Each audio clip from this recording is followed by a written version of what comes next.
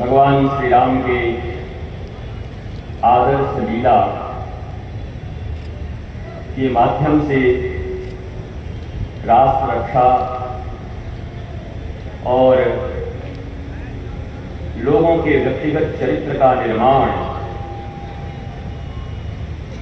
और वर्तमान भारत में जो 74% से ज़्यादा लोग मेंटल एंजाइटी के शिकार हैं, पागल हैं। पत्रकार आप में से कोई होगा तो आरटीआई डाल लो। 74% लोग मेंटल एंजाइटी के शिकार हैं भारत में। 88% लोग पूरी दुनिया में शिकार हैं।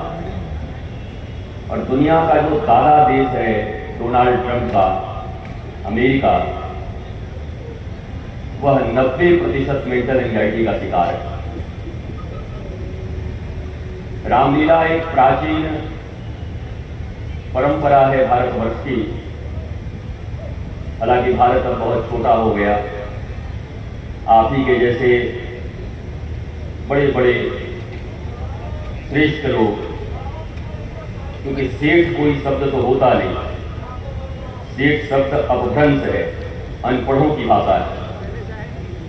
श्रेष्ठ शब्द ही अपभ्रंशित होकर के सेठ बन गया। सेठ संस्कृत में कुछ होता नहीं, पंडित जी बैठे हुए हैं, पर जिनके पास पैसे बहुत हुए उनको सेठ जी कह दिया गया। सेठ जी श्रेष्ठ होता है, श्रेष्ठ, उच्च चरित्र से, राष्ट्र निर्माण से, पारिवारिक उनका जीवन पद्धति से जो मनुष्य श्रेष्ठ होता है उसी को सेठ कहा गया। पर बाद में बाप बड़ा ना भैया, सबसे बड़ा रुपया, नाचो काका थैया। जिनके पास रुपया आया वो सेठ जी हो गए। भले ही राष्ट्र रक्षा यज्ञ,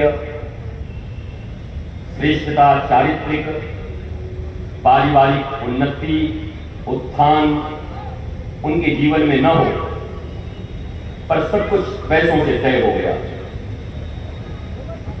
देखिए, सुनने वाले भी आप ही लोग हैं जो आयोजन किए,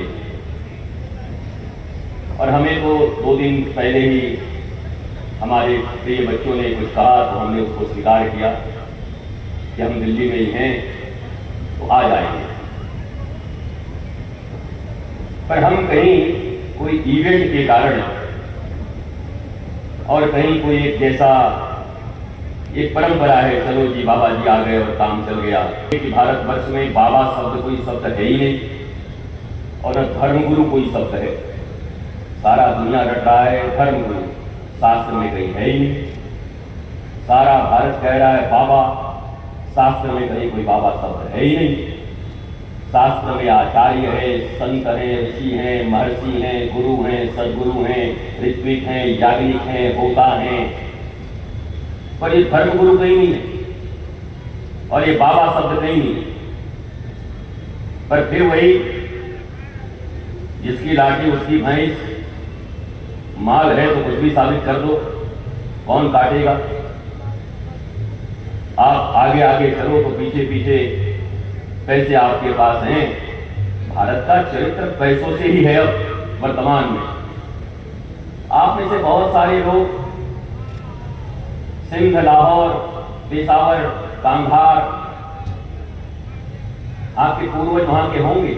जैन लोग, सिंधी लोग, लाहौर में आप सबों की कोई न कोई कभी इससे बड़ी बड़ी रामलीलाएं वहां हुआ करती।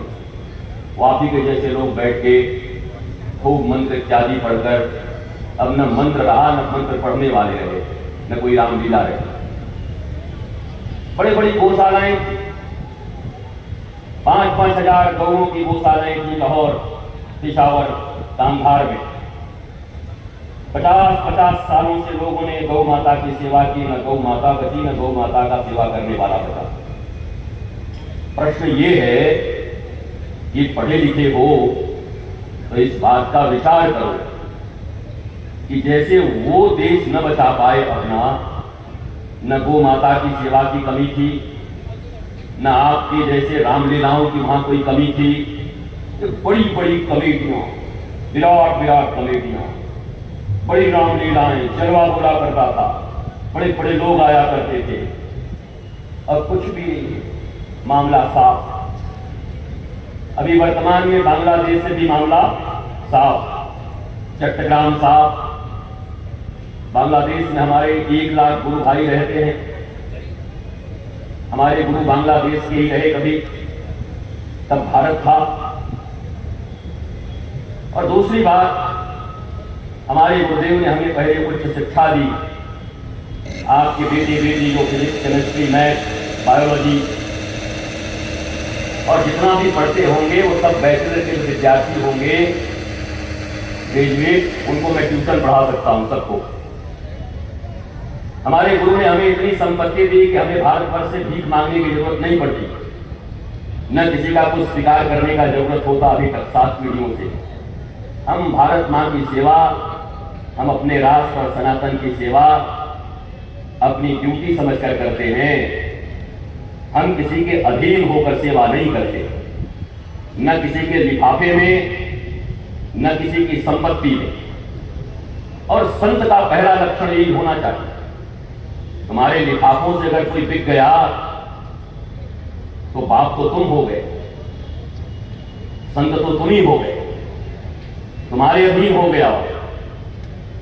विद्या सरस्वती का नाम है।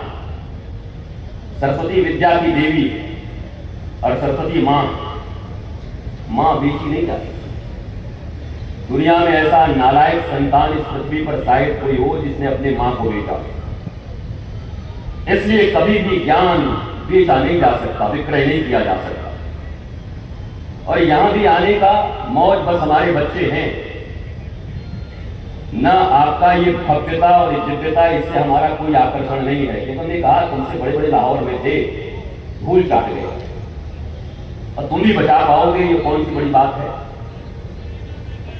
क्योंकि नहीं बच पाएगा इसलिए क्योंकि भारत सनातन संस्कृति केवल और केवल अहंकारों के कारण ही मारा गया। ऐसी समितियां वहां भी बहुत थी, पर अब न समिति है, न रामलीला है, न रामलीला देखने वाले लोग हैं।